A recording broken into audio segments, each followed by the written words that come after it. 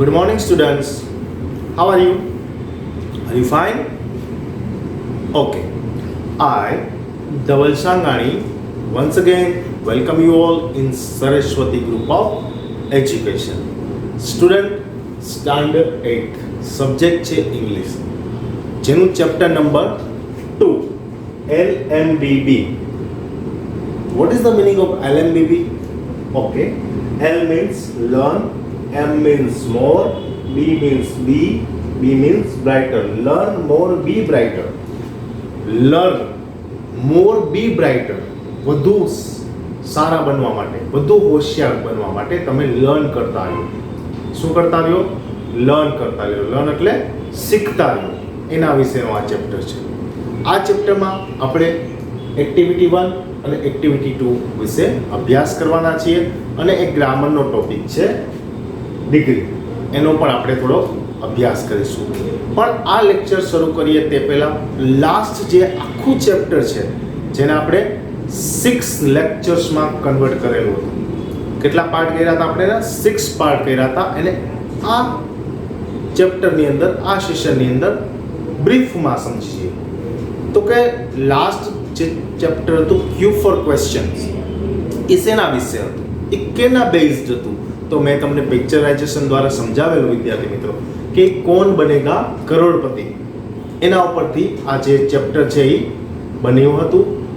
વિકાસ સ્મિત વિદ્યાલય છે, એમાં વિકાસ નામનો સ્ટુડન્ટ છે, એ બિહાફ ઓફ સ્મિત વિદ્યાલય જે 4th એન્યુઅલ કોમ્પિટિશન છે smart student of the school. કોમ્પિટિશનનું નામ શું છે? Smart student of the school. Vikas છે એ શાળાનો જ વિદ્યાર્થી છે અને બિહાફ ઓફ સ્મિત વિદ્યાલય, શાળાનું નામ શું છે? સ્મિત વિદ્યાલય. બધા જ સ્ટુડન્ટ્સ અને પેરેન્ટ્સ અને ટીચર પ્રિન્સિપાલનું વેલકમ કરે છે.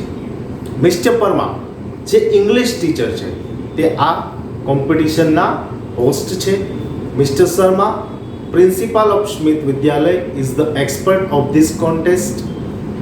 There are 9 contestants to participate this contest.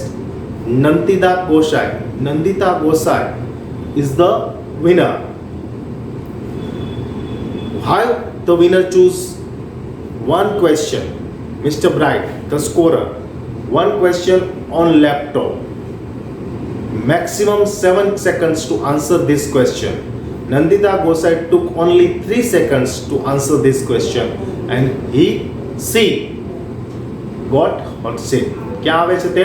Hot seat ઉપર આવે છે. તેને અલગ અલગ પ્રશ્નો પૂછવામાં આવે. પહેલા રૂલ્સ આવે છે.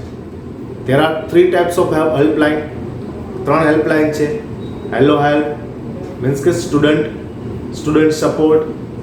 આવી 3 હેલ્પલાઇન છે. એમાંથી કન્ટેસ્ટન્ટ કોઈ પણ 2 જ હેલ્પલાઇનનો યુઝ કરી શકે છે.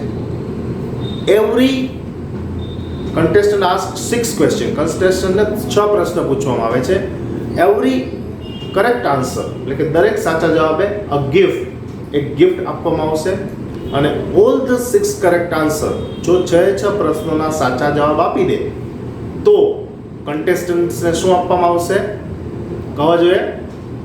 Yes, 200 rupees scholarship for year every month. આખા વર્ષની 200 રૂપિયા સ્કોલરશિપ દરેક મહિને આપવામાં આવશે. દર મહિને 1 વર્ષ સુધી 200 રૂપિયાની સ્કોલરશિપ મળશે. But first 3 question there is a time limit. 1 minute time to first 3 questions answer. એટલે કે દરેક પ્રશ્નનો જવાબ આપવા માટે પહેલા 3 પ્રશ્ન માટે 1 મિનિટનો સમય આપવામાં આવશે. and then after question number 4 to 6 no time limit. Nandita answer the 3 correct question. 3 પ્રશ્નોના નંદિતા સાચા જવાબ આપી દે છે. First, who wrote the poem ગ્રામ માતા? કરસનદાસ માણેક. એવું હતું ઓપ્શન. પછી કયો ઓપ્શન હતું? મીરાબાઈ. તો કોને લખી છે? કનૈયાલાલ મુનશી, પ્રેમાનંદ. તો કરસનદાસ માણેક is the right answer. Who wrote poem ગ્રામ માતા?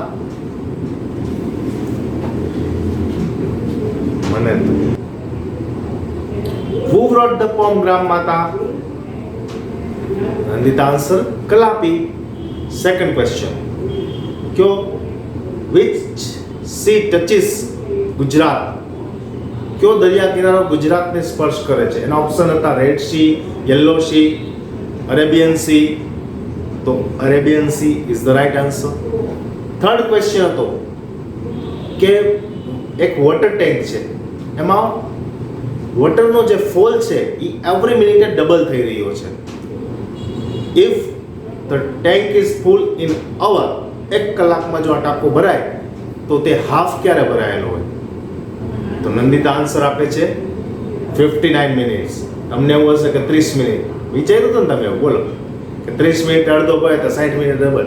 નહીં, પણ એવરી મિનિટે ડબલ થાય છે. તો 59 મિનિટ છે અડધો હોય તો જે 60 મિનિટ આ ફૂલ થાય ને, કે એવરી મિનિટે ડબલ થાય છે.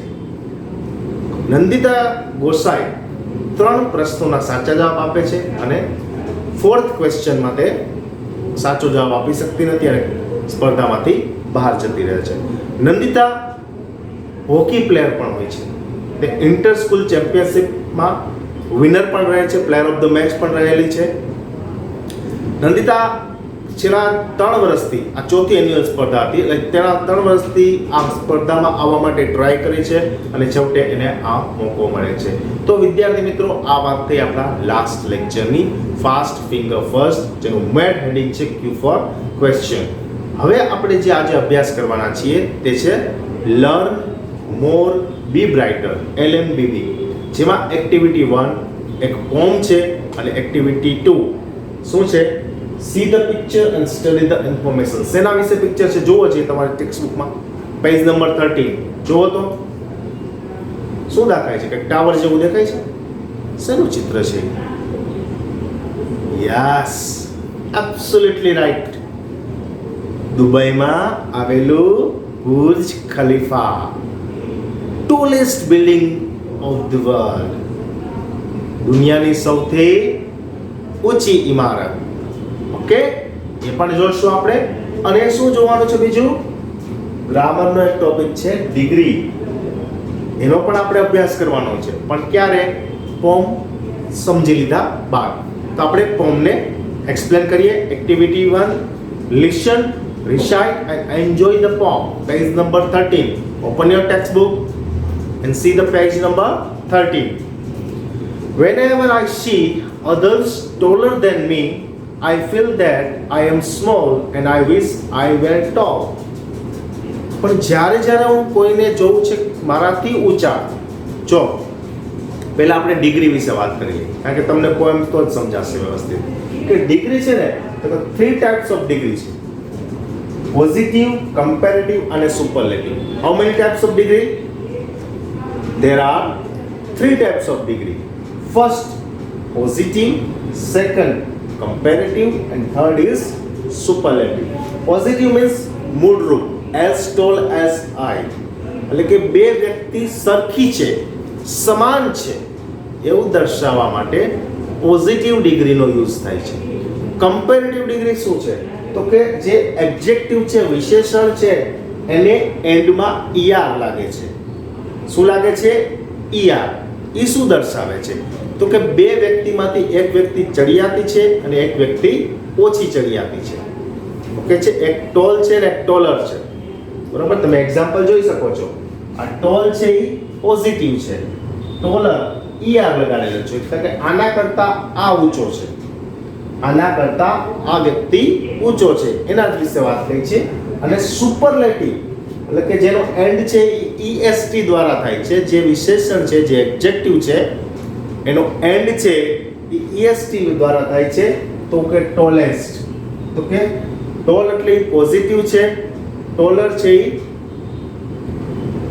કમ્પેરેટિવ છે અને ટોલેસ્ટ છે એ સુપરલેટિવ છે. જો આમાં એન્ડ ER વડે છે, સુપરલેટિવમાં EST, એટલે કે આ વ્યક્તિ છે ને એ આના કરતા ઊંચો છે, અને આ વ્યક્તિ છે ને એ આ બંને કરતા ઊંચો છે એવું દર્શાવે છે. સૌથી શ્રેષ્ઠ, સુપરલેટિવનો મીન્સ શું થશે? શ્રેષ્ઠતા દર્શક, સૌથી શ્રેષ્ઠ.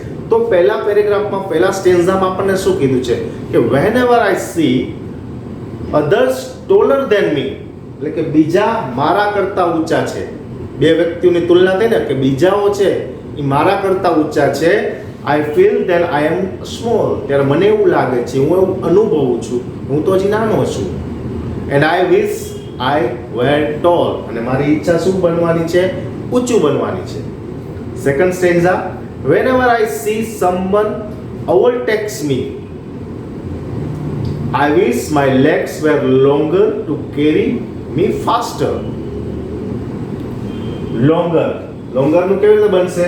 જો long, longer અને longest. ઓકે, તો અહીં આપણે શું કીધું છે? ફોર્મમાં longer કીધું છે. શું કીધું છે? longer.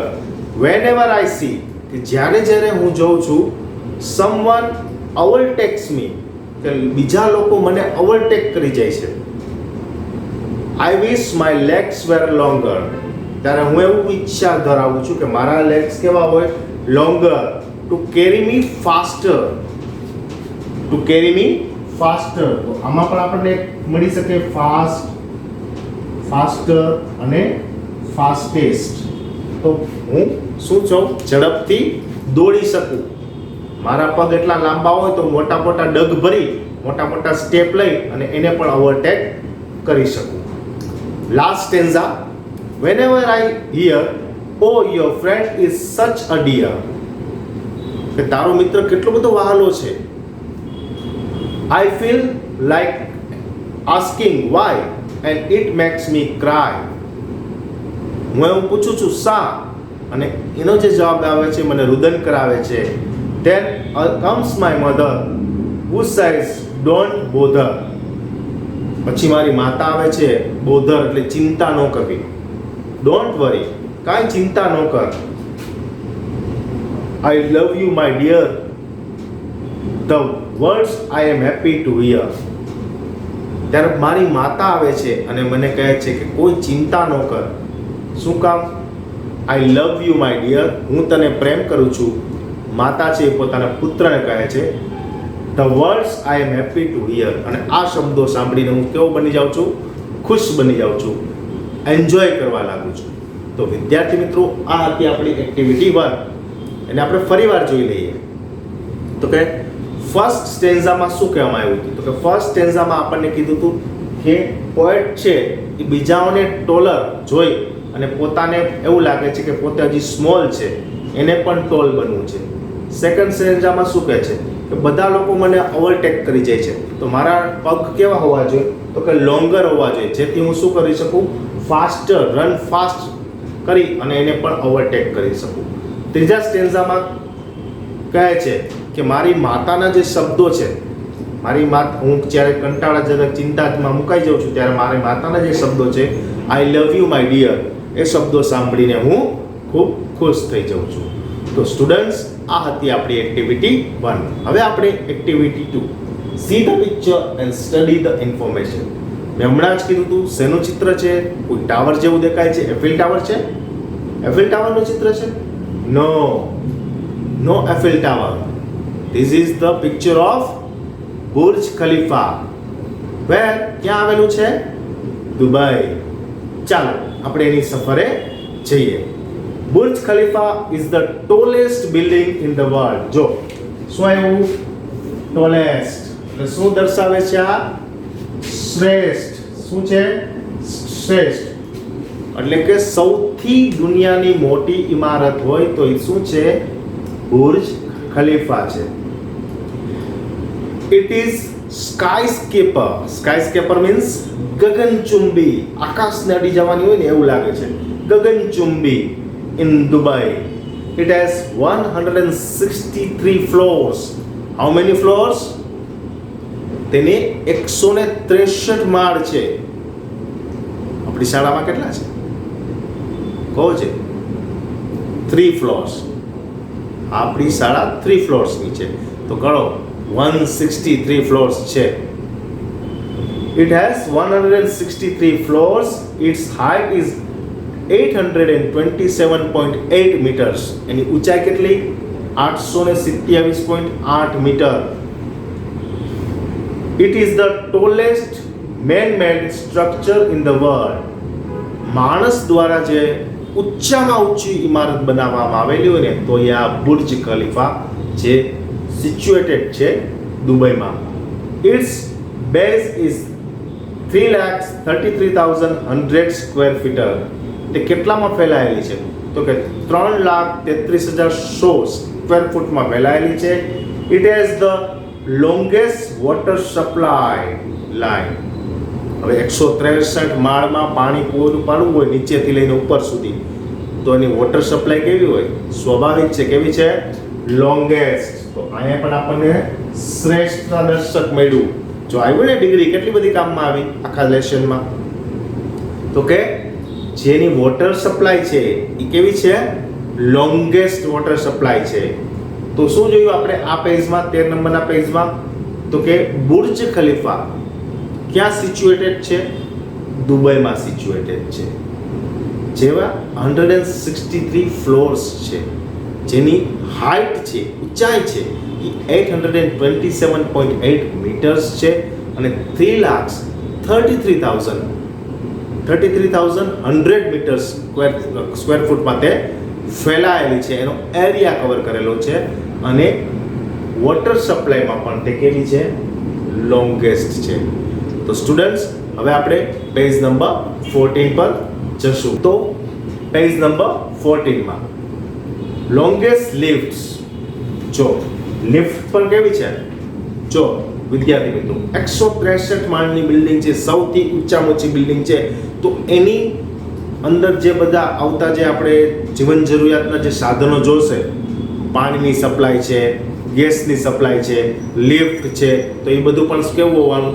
એ બધું પણ લોંગેસ્ટ જ હોવાનું ને, કારણ કે બિલ્ડિંગ જ લોંગેસ્ટ છે તો એની બધી જે પાયાની જરૂરિયાતો છે એ પણ કેવી હોવાની? લોંગેસ્ટ. તો એની લિફ્ટ પણ કેવી છે? Longest. Its cost of construction was $1.5 billion US dollar. અમેરિકાનું જે ચલણી નાણું છે US ડોલર, $1.5 બિલિયન ડોલર ત્યારના સમયમાં એનું એક્સપેન્સ ખર્ચ થયો હતો આ બુર્જ ખલીફા કન્સ્ટ્રક્ટ કરવામાં. It is the most expensive building. સૌથી મોંઘામાં મોંઘી ઇમારત. શું જોયું આપણે વિદ્યાર્થી મિત્રો? બુર્જ ખલીફા દુનિયાની સૌથી મોટી ઇમારત, world tallest building. It has 163 ફ્લોર્સ. હું જો શું કામ વારંવાર બોલું છું? કારણ કે આ તમને MCQમાં પૂછાઈ શકે છે. How many floors Burj Khalifa have? 163 floors. Area તો કે 33,100 metres square feet, sorry. Height 827.8 metres. Okay students, you have got it.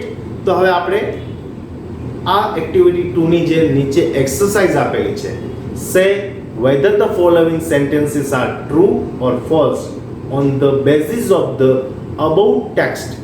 Write T or F in the brackets given against each sentence.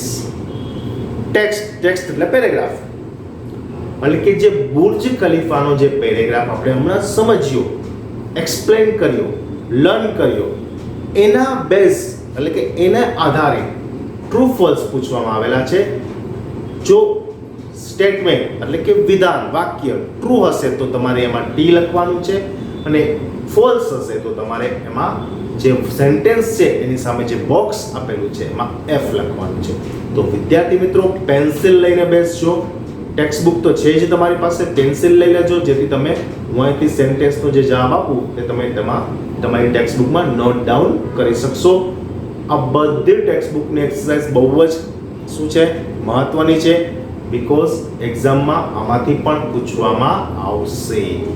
First statement, the tallest building in the world is Burj Khalifa.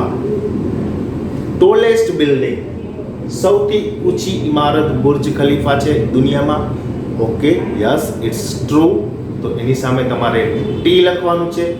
First સ્ટેટમેન્ટની સામે ના બોક્સમાં તમારે T note down કરવાનું છે. Second, it is the smallest building in Dubai. જો એનું opposite આવ્યું, smallest. શું એ દુબઈની સ્મોલેસ્ટ બિલ્ડિંગ હતી? તો શું આવશે? ફોલ્સ.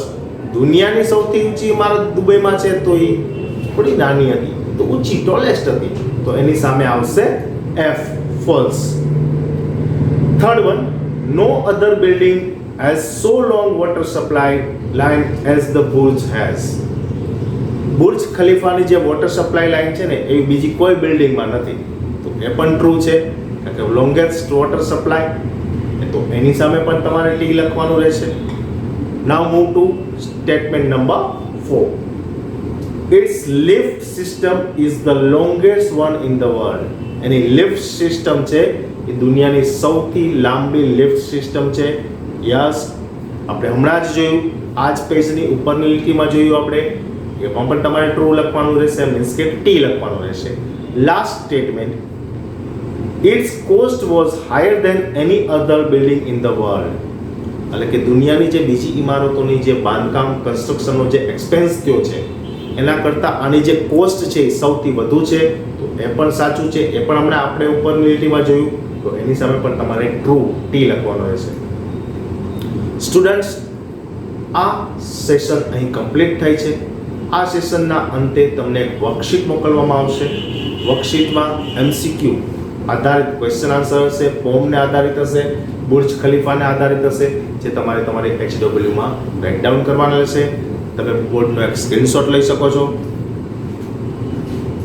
જેથી ગ્રામર મેં થોડુંક એક્સપ્લેન કરેલું છે એ તમને વ્યવસ્થિત સમજાઈ જશે. નેક્સ્ટ લેક્ચરમાં ફરી મળીશું. Thank you.